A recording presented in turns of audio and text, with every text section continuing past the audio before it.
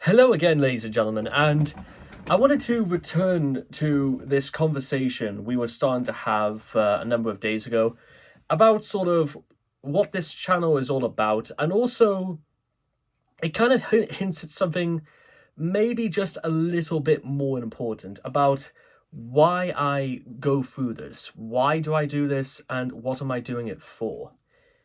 Well, you see, ladies and gentlemen,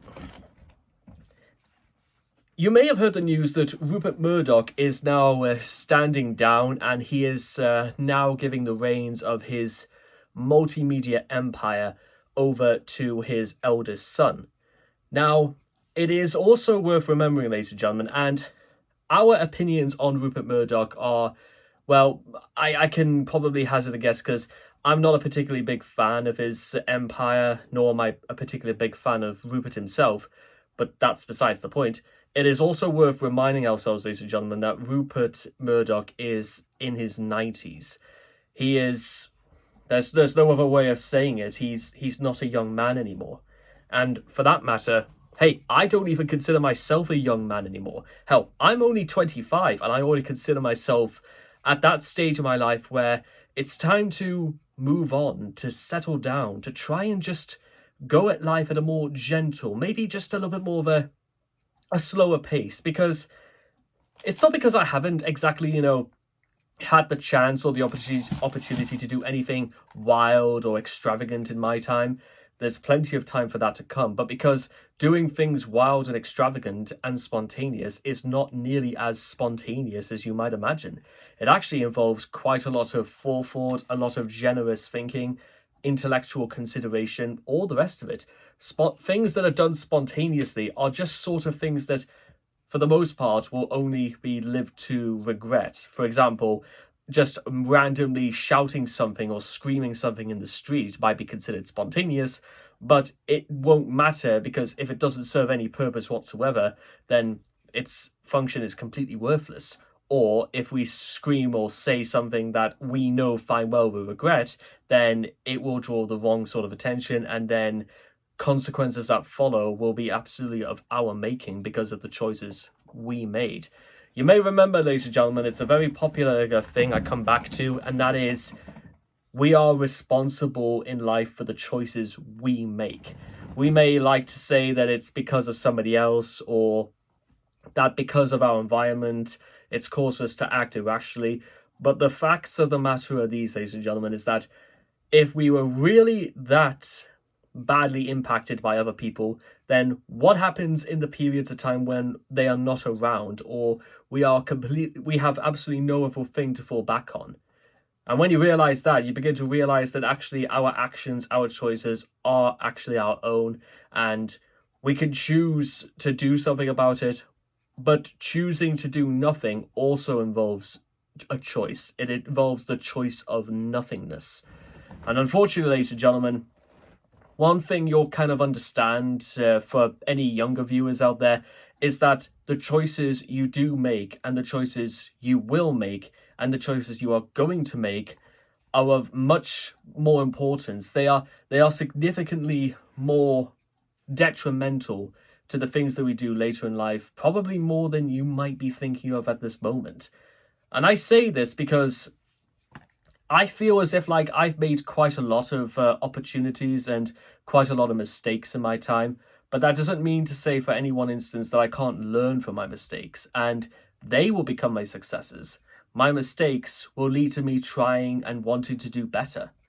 It's as simple as that. Hell, a few days ago, I came to the conclusion that either I do well at my current job, or I just leave and don't ever come back. And so basically, the solution to my argument is that if I'm going to be doing my job at all, I've got to make it so that I'm the best person at my place of work that does the current job that I do. Because, and this brings me on to something a bit more interesting, is the fact that what actually is the function really of being in work? Because what is the actual purpose of having a job at all? For most people, it is to make money. But the problem is that if you are just in a job just to make money, then you'll be either selling knockoff phones or trying to sell cheap cars, because there's no other what else apart from a God-given desire for money is there? In fact, I thought about the idea of, like, car salespersons before, and even though maybe my assessment of them is not necessarily 100% accurate, there are some people out there in any and all professions, for example, where they look at money before anything else. And again, I could go on limb and say that quite a large part of my adult life as I know it has sort of been heavily against the idea that I'd much rather seek art, not so much for its own sake, but for the sake of creating new art, creating a sort of culture around the importance of being free and the idea of expression. I could of course say such very blasphemous things, however, like freedom no longer frees us, or capitalism is essentially a prison, is essentially a prison for any and all free living workers. And I could say and do all these things all I want, but then you get the other side of the coin. Because what difference does it make if I say any of these things and absolutely nobody hears them? Or rather, nobody pays any attention, or rather, I try and write my dual memoirs about them and absolutely nobody buys them. And that is when you come to an almost an impossible barrier. And it's that it's all well and good to have good intentions, to know exactly what you want out of life, to know exactly how you want your legacy, your life to live on after you. But it's another thing to remember that just writing things from pen to paper, well, who's going to pay for the paper and who's going to pay for the pen? It's all of these things, ladies and gentlemen, that you realize is that they've still got to be bought, purchased over in cold, hard cash. And without it, then what is the use in our message? And it could even be argued that perhaps in some ways journalism, from how we see it nowadays, well, actually, let's talk about that just a little bit, because journalism, I never told you guys about this, but my dad, before he ever thought about wanting to work in education, he wanted to be a journalist. And apparently the door, even back in his day, during like the late 70s, the door to journalism was almost so closed off that only a very I even made like a metaphor about this about like 8 months ago, about how some doors of some societies are so closed off from people that it kind of makes you wonder, what would they even bother posting the job about in the first place? Because think about it. If there was a job going to, let's say, work for the Journal or for the Times or for the Guardian, you could have very nearly 250 people applying for just one job, and only one person is going to get that. And that one person may be no more talented, gifted, or experienced enough in the profession as you or the other person, but that person still gets in. Which is kind of surprising in many respects, because when you see certain things that make it to print, certain things that get put on the front page, for example, you're kind of almost wondering, do people go into journalism? Do people go into writing for, let's say, the Daily Mail to see what looks like blatant lies, contradictions, and very blasé statements about trust Jeremy Hunt, or Starmer is betraying Brexit because he wants to become part of the EU again as an associate member, and also things about Russell Brand and how they're keeping they were more than free to say a lot of things about it before, but now all of a sudden they've become very, very quiet because they think it's just yesterday's news, even though, again, earlier this year, with everything that happened with BBC presenter Hugh Edwards, you can almost say immediately exactly the circumstances were very different for Hugh Edwards, because Hugh Edwards had not broken the law. He had not really broken any law, because it still would have been talked about and probably would have been on its way to court by now.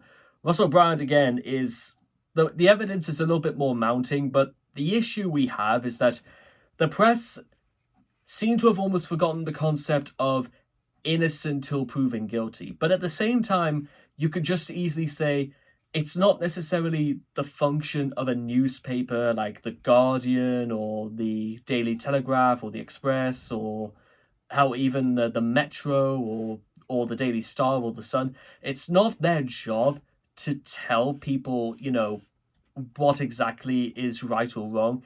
The function of a newspaper fundamentally should just be about telling people what's going on. And in that sense, you could say that, again, the newspapers haven't really done anything apart from report about what the allegations are, what evidence there is to support these allegations, who's involved, why they've been named, a list of history and stuff like that could hint to this sort of thing being a repeated thing through, again, documents, or again, more testimonies and more witnesses and more people coming through.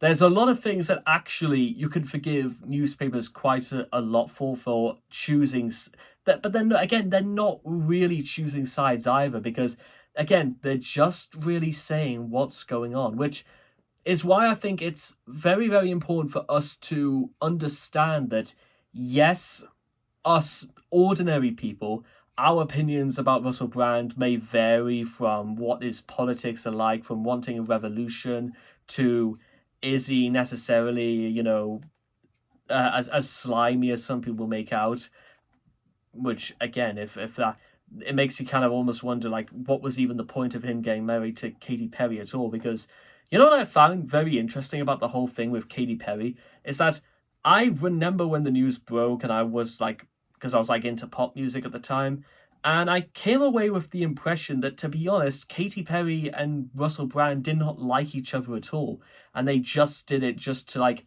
sell an article to the Sun or something like that, which is, I could see why they would want to do it. You know what? It's two fairly popular personalities and all that. It's something you might want to understand. But then again, what is popular anyway? Because here's my big thing when it comes to things like pop music, because it was a revelation I had in my place of work. You see, my place of work plays roughly the same 10 or so songs all day long. There's very little in terms of well, sometimes they put on a little bit of different tracks every now and then. Hey, they played Three Little Birds by Bob Marley earlier today, which was very, very different.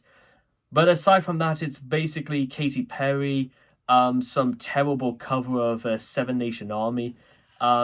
You got the Dirty Love, which was basically just a live performance of Dizzy Rascal and Florence and the Machine. That sort of thing. And there was also, like, I didn't even realize it was even possible to hate a Stevie Wonder song before.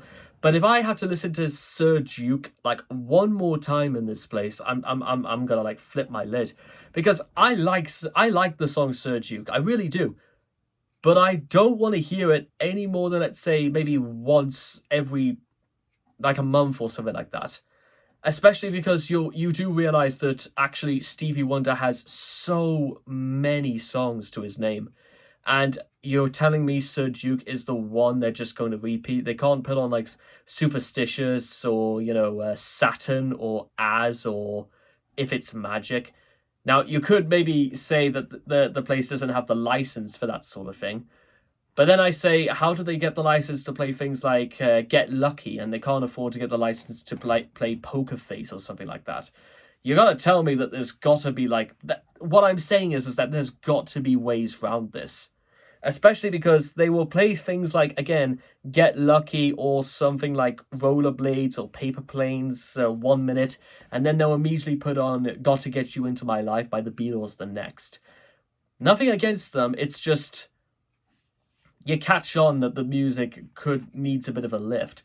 But what I want to get from this, ladies and gentlemen, is that my concept of pop music isn't because the music is any good or it's actually warranted of so much praise, but the only reason it's popular at all is because they just plug it onto the stations 24/7. That, in my mind, is the only reason why some songs are so popular at all, is that you expose enough people to them not by force, that's being a bit facetious, but if you expose enough people to it, then they call it mission accomplished because people are listening to it. When again, that's sort of the reason why I just straight up stopped listening to pop music so many years ago, because it's not that all pop music was bad in my mind at that time, but I didn't think it was like anything to write home about. I mean, I could give you an example. That's something I did on my main channel, like earlier this year, like almost at the very beginning of this year.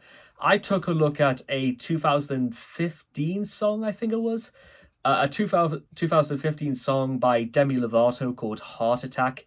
And it was okay, I suppose, but it sort of typifies that feeling you get when a song just exists for its own sake, and it doesn't say anything new, it doesn't do anything new. It's just there just for there to be some time on the radio. And they had like a music video for it, and I can guarantee you, if they did not do anything like that, because it's almost like a prerequisite nowadays that every single song out there needs a music video, because it's the only way to stand out, you might say, and it's the only way to plug it, on like things like MTV or stuff like that.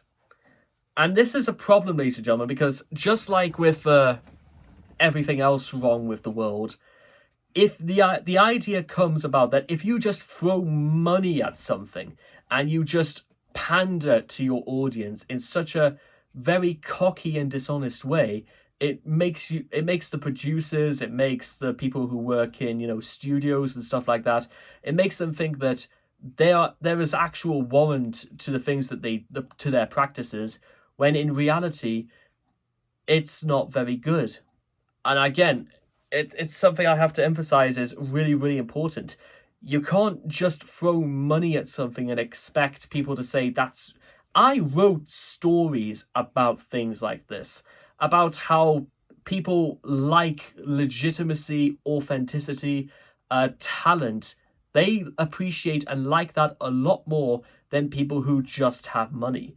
Because guess what? Some people who are extremely talented, who have God-given talents, sometimes they literally have absolutely nothing. And the fact that they are just out there, and it almost symbolizes some fake aura of humbleness that people have towards people who are talented and poor, that actually they've managed to stay talented and stay true to themselves without having to sell their souls to a studio or to people who can afford to make them rich for the rest of their lives.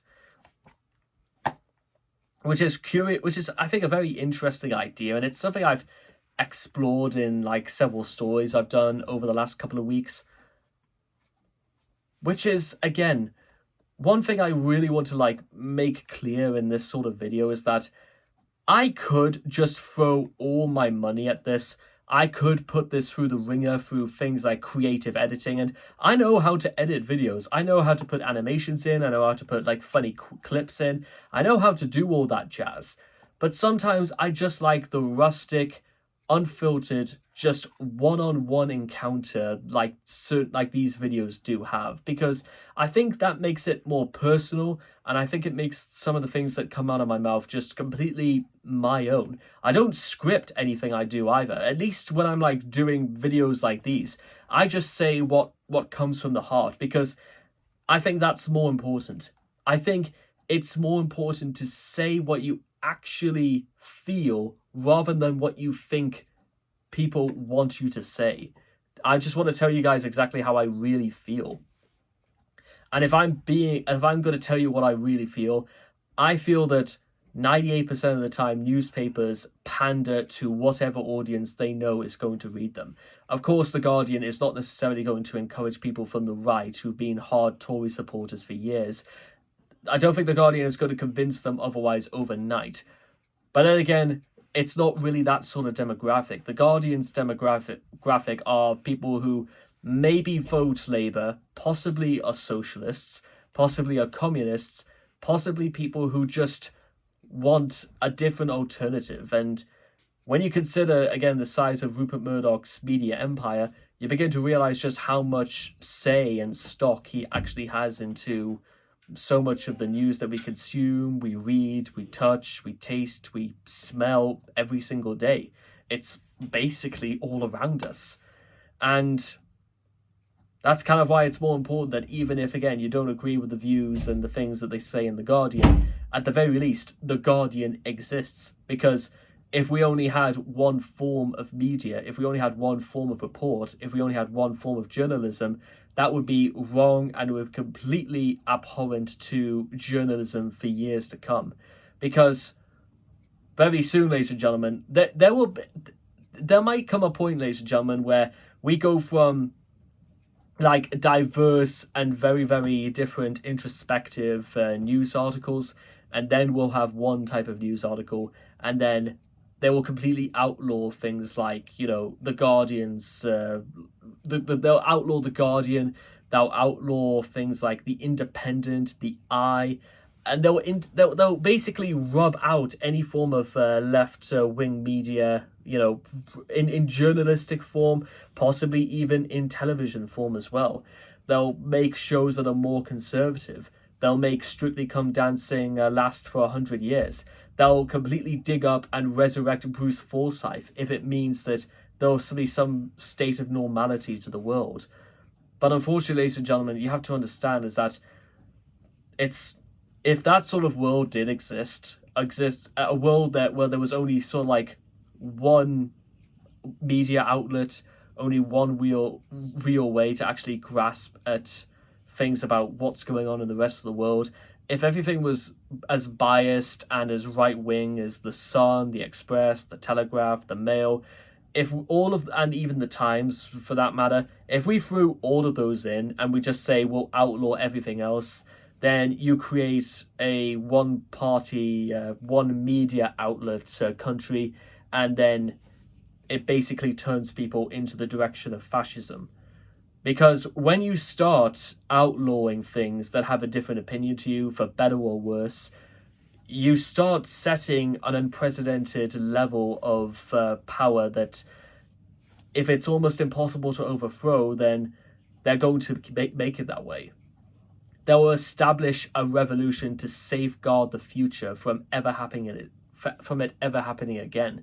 People acquire power for its own sake, and that they do never want to give it up, and that they will smash their opponents to pieces so that they will have all the power for themselves. In fact, I'll tell you what, I know, and if that sounds familiar, then I can pull up exactly where it's from as well. And just what I know it's here somewhere. Like, where on earth is my where is my copy of where is it? Okay, Soldier Spy, Grim Tales, no, no. It was here. I swear. Where is my I might have possibly put it somewhere else, but it might actually be here. Orwell. No. You know what? I'm glad I've got some time off next week and that, because I think I need to like re-sort my shelves out a bit, because again, I was looking for my copy of 1984. It's the part where O'Brien straps Winston down in the Ministry of Love. But I think I could best give an idea, ladies and gentlemen, about what sort of the path we could be heading down by transcribing an extract from Thinking Out Loud, collected scripts from Radio 4's Forward for the Day. I've got two of these, by the way. There's this cover and there's like a different edition over there. It contains more of the same, and basically here it is. Here's a good one. It's specifically on dignity, so make of that what you will. It's an odd thing to turn on the television and see a live picture of the street on which you live. But when you realize that it is not a celebrity who has been spotted, but a disaster which is being reported, any thrill or excitement soon evaporates. And that is what has happened, as 500 yards from where I live, firefighters are trying to rescue people whose workplace was destroyed around them by an explosion. Maryhill Road is a silent place. Normally it would resound to children playing, shoppers coming out of a nearby supermarket, and the occasional drunk man celebrating or beaming the fate of Patrick Thistle. In some ways, the complex operation to rescue people trapped in the collapsed factory has been of textbook quality.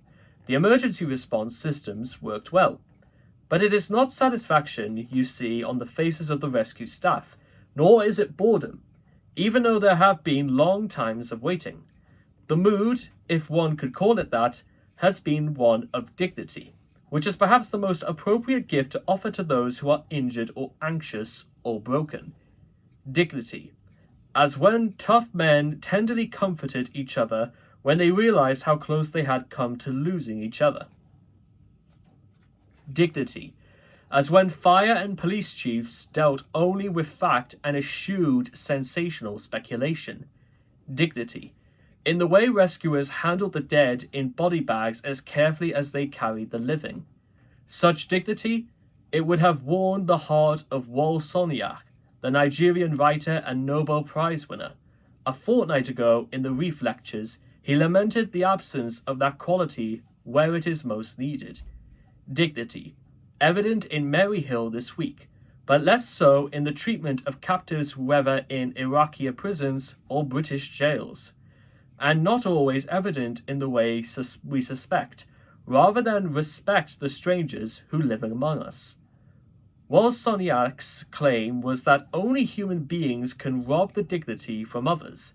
It's not the camera which vilifies Iraqi prisoners, it's the photographer.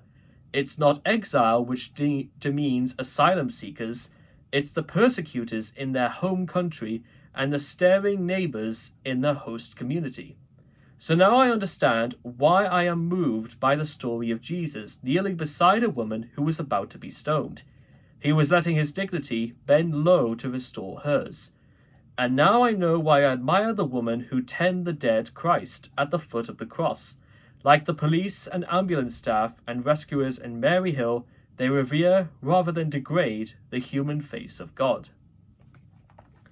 That was Thought for the Day, collected scripts from Radio 4's Thought for the Day, written by John L. Bell.